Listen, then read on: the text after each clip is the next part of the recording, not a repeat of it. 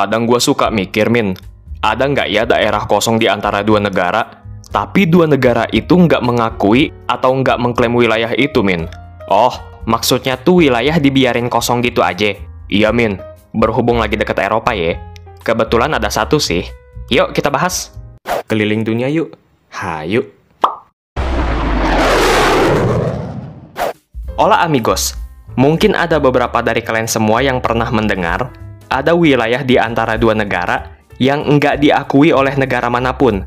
Bahkan enggak diakui juga sama dua negara yang ada di sebelahnya. Loh, kenapa ya alasannya? Atau malah nggak ada alasannya? Ya, suka aja gitu ngebiarin wilayah kosong. Ah, ntar juga diambil sama negara sebelah.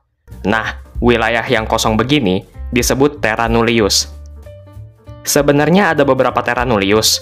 Berhubung Mimin lagi mau bahas yang Eropa, yowes, coba kita bahas salah satu terra nullius di benua Eropa.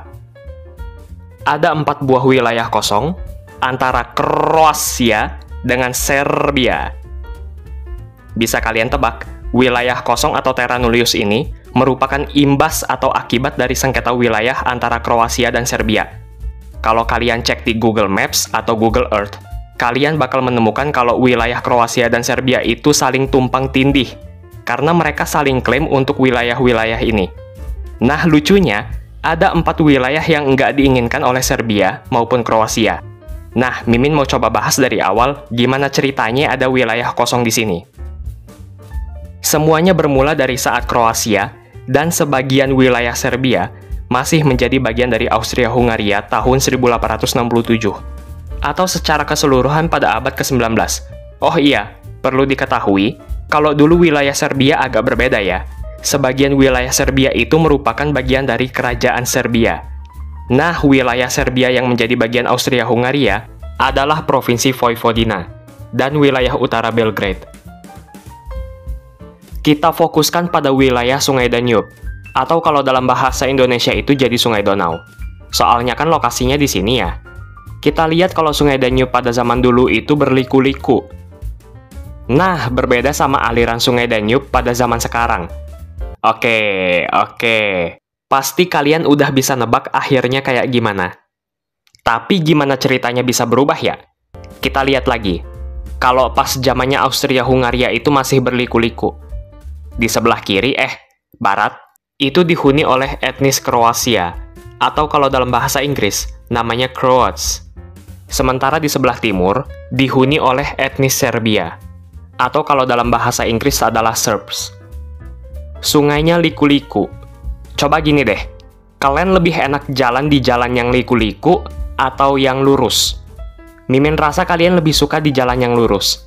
Semuanya langsung kelihatan gitu kan? Lah kalau liku-liku jalannya lebih panjang, lebih lama, terus harus belok lagi. Nah, sama juga kayak passion amigos. Kalian kalau udah ketemu passion kalian masing-masing, dan udah yakin emang itu jalan kalian, udah fokus aja di satu jalan yang lurus. Nah, kalau ini nggak usah dihiraukan amigos, emang agak banyak omong si Mimin kalau soal motivasi. Karena Sungai Danube yang semula berliku-liku, akhirnya Austria-Hungaria membuat aliran Sungai Danube menjadi lebih lurus, biar lebih mudah untuk urusan navigasi. Dan dari sinilah permulaannya. Singkat cerita, Austria-Hungaria bubar pada tahun 1918, bertepatan dengan berakhirnya Perang Dunia Pertama. Kroasia dan Serbia menjadi bagian dari kerajaan Serbia, Kroasia, dan Slovenia. Atau kalau dalam bahasa Inggris jadi Kingdom of Serbs, Croats, and Slovenes. Kerajaan ini sendiri berdiri sejak tahun 1918 sampai 1929. Barulah menjadi kerajaan Yugoslavia sampai pada tahun 1941. Jadi, selama masih menjadi bagian dari sejarah Yugoslavia, belum ada konflik soal perbatasan antara Kroasia dengan Serbia. Pada prosesnya, Kroasia sendiri menjadi Independent State of Croatia, atau negara merdeka Kroasia, sampai pada tahun 1945. Sementara Serbia dikuasai oleh Nazi Jerman, sampai pada tahun 1944. Sengketa perbatasan ini baru muncul pada tahun 1947. Tapi hanya sebentar, karena Kroasia dan Serbia lagi-lagi menjadi bagian dari Yugoslavia selama puluhan tahun. Sampai pada akhirnya, Kroasia melepaskan diri pada tahun 1991, dan sengketa perbatasan kembali berlanjut. Sementara Serbia masih bertahan dengan Republik Federal Yugoslavia sampai pada tahun 2003, lalu masih berlanjut dengan Serbia dan Montenegro sampai pada tahun 2006. Setelah itu, barulah Serbia menjadi negara sendiri. Bagi Serbia, perbatasan itu haruslah mengikuti aliran Sungai Danube yang sekarang, yang agak lurus, yang udah dimodif. Sementara Kroasia maunya itu perbatasan yang sebelumnya, perbatasan berdasarkan Sungai Danube sebelum dimodif. Karena perbedaan klaim inilah yang menciptakan batas negara yang tumpang tindih. Kroasia mengklaim sebagian besar wilayah yang ada di Serbia. Nah, di antara klaim sana-sini dan perbatasan yang tumpang tindih, ternyata ada 4 area atau tempat yang enggak diklaim baik oleh Kroasia maupun Serbia. 3 area bernama Pocket 1, Pocket 2, and Pocket 3. Area terbesar di antara keempatnya bernama Gornja Siga.